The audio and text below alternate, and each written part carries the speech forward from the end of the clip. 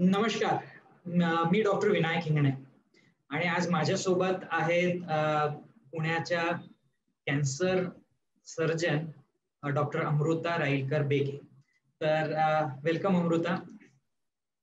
आज आपण एक महत्वाचा विषय आहे ज्याच्याविषयी चर्चा करणार आहोत आणि तो म्हणजे की तंबाखू आणि आपलं आरोग्य. 31 मेला जागतिक तंबाखू विरोधी दिवस म्हणजेच वर्ल्ड नो टोबॅको डे आपण पाळत असतो. आणि तंबाखू हा आपल्या सगळ्यांवर असलेला एक मोठा शाप म्हणायला काही हरकत नाही, कारण की मी ज्या आजारांचा विचार करू शकतो ते सगळे आजार तंबाखूमुळे होऊ शकतात का काय असं मला वाटतं कधी कधी.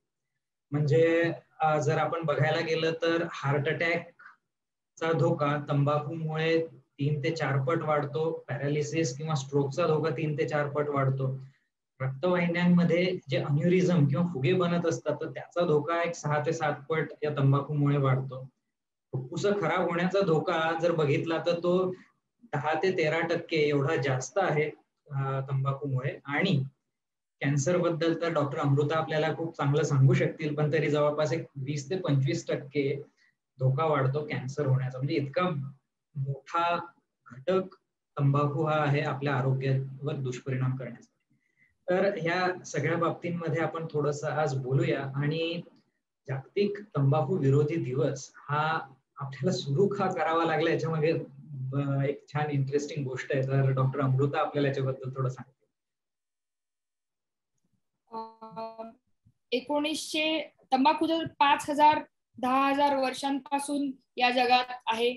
पूर्वी ती फक्त रिलिजियस रिच्युअल्स मध्ये साऊथ अमेरिकन लोक वापरायचे आणि मग ती हळूहळू कोलंबसनी ती अमेरिकेहून युरोपला आणली आणि ईस्ट इंडिया कंपनीने ती भारतात आणली.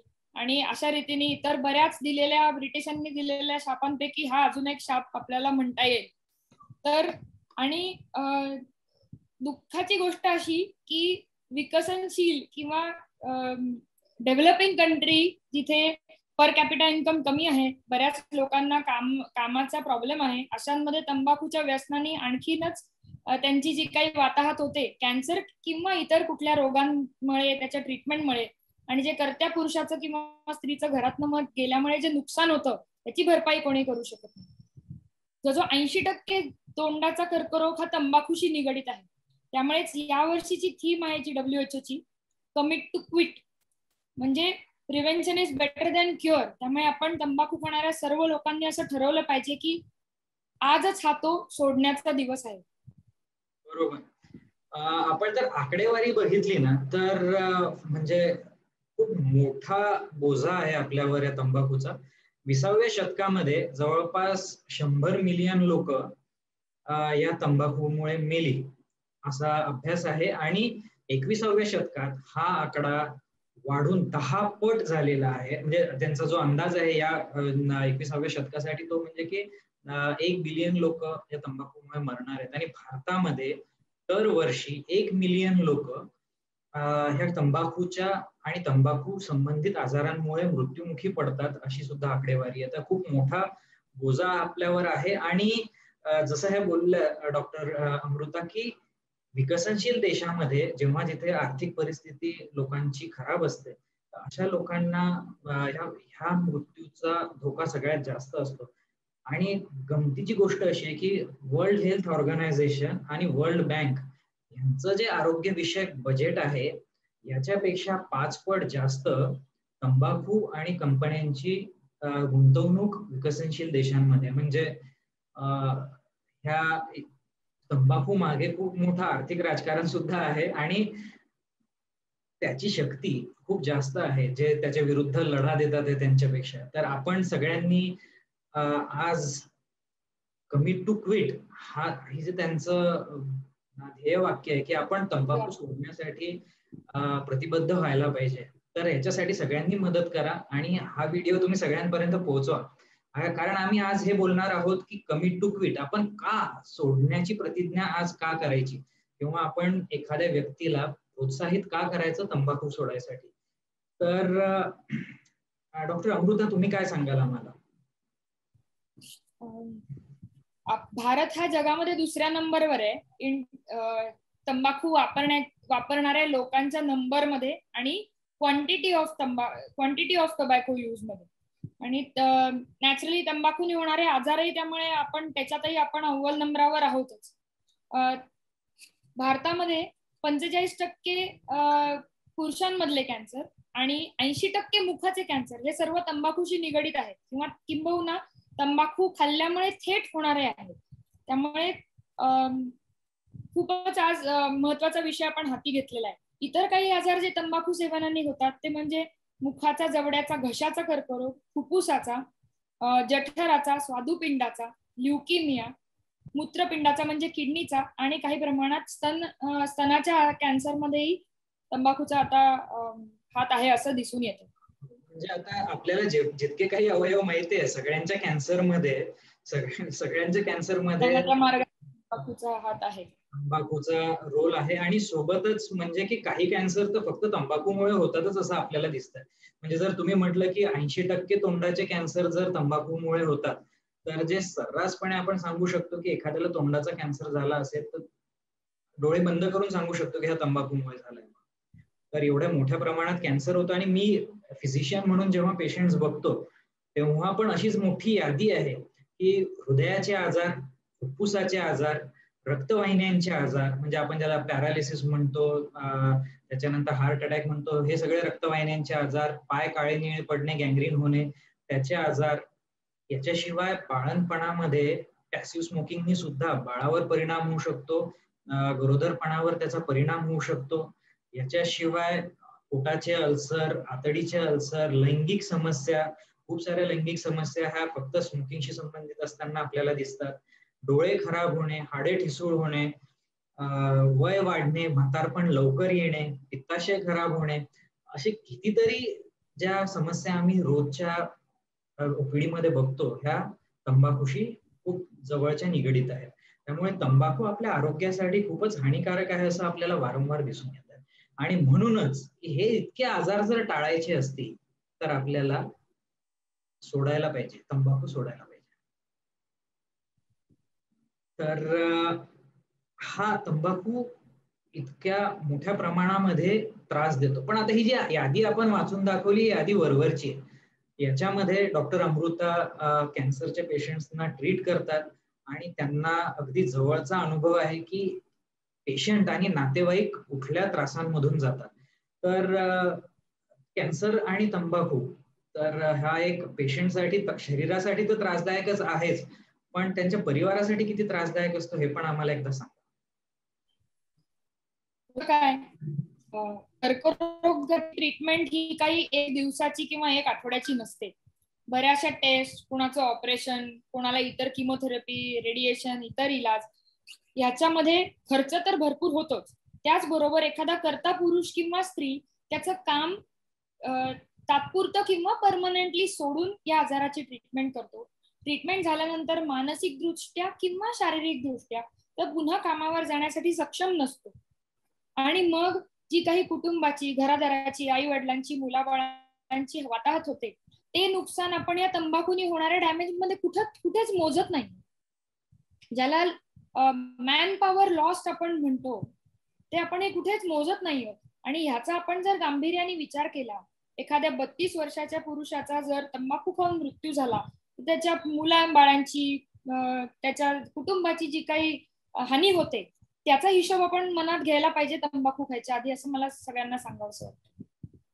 आणि म्हणजे यांनी आता सांगितलंच की तरुण वयात मृत्यू, आणि आम्ही कितीतरी पेशंट्स असे बघितलेले आहेत की ज्यांना अगदी तरुण वयामध्ये हृदयविकाराचा झटका आला. म्हणजे 30 वर्षाचा मुलगा हृदयविकाराचा झटका आला आणि जागेवरच वारला. आणि किंवा बरेचसे पेशंट येतात जे वाचतात सुद्धा पण त्यांचं हृदय बऱ्यापैकी निकामी झालेलं असतं हृदयविकाराच्या झटक्यामुळे. आणि याचं फक्त एकमेव कारण असतं त्या व्यक्तीमध्ये की तो स्मोकिंग करतो किंवा तंबाखू असतो. तर ह्या आजारामुळे जवळपास 40% लोक लवकर मरतात. म्हणजे जर आपण बघायला गेलं तर दर 2 पैकी 1 स्मोकिंग करणारा व्यक्ती हा लवकर मरतो. आणि हे फारच धोक्याचं आहे. पण दुर्दैवाने बरेचदा हे लोकांना कळत नाही. तर बरेचदा असं होतं आपल्याकडे की काही पेशंट्स येतात आणि ते गेल्या 3 वर्षात त्यांनी 6 एक्सरे केलेले असतात, पल्मोनरी फंक्शन टेस्ट करतात आणि सांगतात की आम्हाला तर ते स्मोकिंगचा काही त्रास होत नाही, आमचं फुफ्फुस चांगलं दिसतंय, तर आम्ही स्मोकिंग का सोडायचं? तर अशा पेशंट्सना तुम्ही काय सांगता डॉक्टर?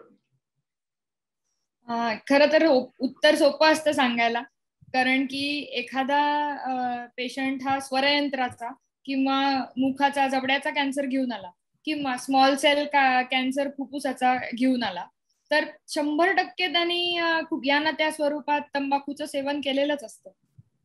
त्यामुळे प्रत्येक तंबाखू चा वापर करणाऱ्या प्रत्येक व्यक्तीला जरी कॅन्सर होत नसला तरी कॅन्सर झालेल्या बहुतांश व्यक्तींना मध्ये स्मोकिंगची हिस्ट्री असतेच.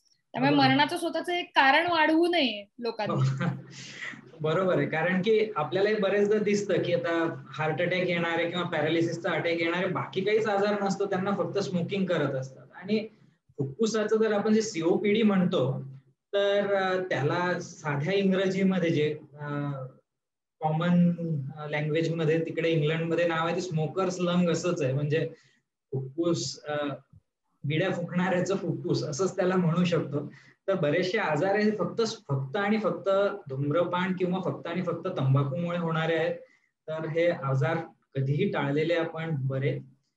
आता हे जर आपण ह्याचा एक दुसरा पैलू बघायला गेलो तर म्हणजे तंबाखू जर आपण बंद केला तर त्याचे पण बरेचसे आरोग्याला फायदे होतात. तर तंबाखू बंद करण्यामध्ये आजारांपासून दूर तर आपण राहतोच. प्रिव्हेन्शन हा एक महत्वाचा घटक आहे की ज्यांनी कधीच तंबाखू घेतला नाही ते त्या आजारापासून दूर राहू शकतात. पण ज्यांनी तंबाखू घेतलेली आहे अशा व्यक्तींचा सुद्धा आजाराचा धोका कमी होऊ शकतो.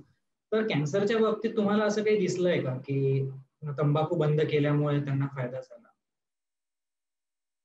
तंबाखू ही फील्ड कॅन्सरायझेशन करते कॅन्सरच्या बाबतीत. म्हणजे कर्करोग पूर्व परिस्थिती सगळीकडे निर्माण करते जिथे जिथे त्या केमिकल लागतं तिथे. म्हणजे तोंडात सगळीकडे, घशात, अन्ननलिकेमध्ये. असं फील्ड कॅन्सरायझेशनचं पुन्हा पूर्ववत होणं हे जरा अवघड असतं. पण कॅन्सरच्या आकडेवारीत बघितलं तर साधारण 10 वर्षांच्या शेवटी मुखाचा घशाचा कर्करोग हा साधारण 50% कमी होतो आणि साधारण 15 वर्षांनी फुफ्फुसाचा कॅन्सर होण्याचा धोका 50% कमी होतो. म्हणजे कॅन्सर नाही कमी होत, धोका 50% कमी होतो. म्हणजे बरोबर आहे, तरी सुद्धा कॅन्सर हा आयुष्यभर होऊ शकतो. म्हणजे जर समजा तुम्ही आता तंबाखू घेत असाल, तंबाखूचं सेवन करत असाल कुठल्याही प्रकारे, तर तुम्ही थांबवलं की पुढच्या 10 ते 15 वर्षात तुमचा धोका कमी होतो. तर हे खरंच म्हणजे चांगलं आहे, कारण कॅन्सर एकदा झाला की त्याच्या मागे खूप सारे किमोथेरपी आहे, सर्जरीज आहेत, खूप खूप त्रास पेशंट्सना होतो. पण आमच्या मेडिसिनच्या फील्डमध्ये जर आम्ही बघायला गेलो तर थोडा फास्ट रिझल्ट दिसतो असं म्हणायला काही हरकत नाही. कारण की जर समजा एखाद्या व्यक्तीने तंबाखू सोडला तर त्याच्यानंतर जवळपास त्याला 6 महिने ते 1 वर्ष या कालावधीमध्येच त्याचा हार्ट अटॅक येण्याचा धोका कमी होतो. म्हणजे बरेचसे पेशंट असे असतात आमच्याकडे की हार्ट अटॅक आला, त्यांनी स्मोकिंग बंद केलं हार्ट अटॅक आल्यामुळे, तर त्यांचा पुढचा अटॅक येण्याचा धोका कमी होऊन जातो. पण काही असतात जे सोडतच नाहीत, तर त्यांना पुढच्या 6 महिन्यात ते वर्षभरात परत हार्ट अटॅक येतो. त्याच्यानंतर दुसरं असं आहे की जर समजा त्यांनी एखाद्या व्यक्तीने 15 वर्ष तंबाखू सोडली तर त्यांचा हृदयविकाराचा धोका हा अगदी नॉर्मल व्यक्तींसारखा होतो. म्हणजे जवळपास 15 वर्षानंतर तुमच्या शरीरावर जो परिणाम झालाय तो त्यांनी कमी होऊ शकतो. आणि जे फुफ्फुसाच्या बाबतीत आहे, तर फुफ्फुसाच्या बाबतीत सुद्धा 1 ते 2 वर्षामध्ये जे काही बदल घडलेले असतात फुफ्फुसामध्ये ते परत पूर्ववत व्हायला लागतात. तर आजच तंबाखू जर सोडला तर आपल्याला पुढच्या काही वर्षांमध्ये आपल्याला त्याचा फायदा नक्कीच दिसेल. सो आपण सगळ्यांनी तंबाखू सोडण्याचा निश्चय नक्कीच करायला पाहिजे. तर डॉक्टर अमृता, तुम्हाला जाताना अजून काही सांगायचं आहे का आपल्या प्रेक्षकांना? की कुठल्याही प्रकारच्या पिअर प्रेशरला, सोशल प्रेशरला, टेन्शन तंबाखू खाल्ल्याने कमी होतं, ड्रायव्हिंग करताना तंबाखू खाल्ल्यामुळे झोप येत नाही, अशा सगळ्या खोट्या गोष्टींना बळी न पडता आजच तंबाखू सोडायचं ठरवा. आज आता या क्षणापासून घरात खिशात असलेल्या गायछापच्या पुड्या, सिगरेट बिडीची पाकिट, तंबाखूची पेस्ट हे कचऱ्याच्या बादलीत टाका आणि आजच निर्धार करा की तुम्ही तुमच्या स्वतःचं, कुटुंबाचं आणि देशाचं आरोग्य या दिवसाच्या निमित्ताने सुधारायचा जरूर प्रयत्न करा. मला एक जाताना एक सांगायला आवडेल की आता आपण निश्चय जर करणार असू तंबाखू सोडायचा, तर त्याच्यासाठी खूप छान मदत तुम्हाला फिजिशियन्स किंवा सायकॅट्रिस्ट यांच्याकडून मिळू शकते. तुम्ही फिजिशियन्सना जाऊन भेटू शकता.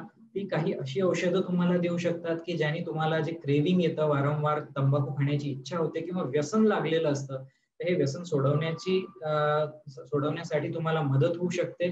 यामध्ये सायकॅट्रिस्ट सुद्धा खूप महत्वाची भूमिका बजावतात. ते औषधं सुद्धा देतात, समुपदेशन सुद्धा करतात आणि एक टीमवर्क असतं. पेशंट, त्याच्या सोबत परिवार आणि डॉक्टर्स यांच्या मदतीने आपण कुठलंही व्यसन सोडवण्याचा खूप चांगला प्रयत्न करू शकतो. तंबाखूचं व्यसन सुटू शकतं. हा सुद्धा एक मोठा गैरसमज आहे की तंबाखूचं व्यसन सुटतच नाही. ते नक्की सुटतं. खूप साऱ्या पेशंट्सचं सुटलंय आणि त्यांना त्याचा फायदा झालेला आहे. तर तुम्हाला मदत होऊ शकते आणि तंबाखू सोडल्यानंतर तुमचं आयुष्य पूर्ववत होऊ शकतं. तर नक्कीच तंबाखू सोडण्याचा निश्चय करा आणि ह्या वर्ल्ड नो टोबॅको डेला आपण सार्थक करूया. आपले मित्र असतील, नातेवाईक असतील, तर सगळ्यांना तुम्ही नक्की मदत करा.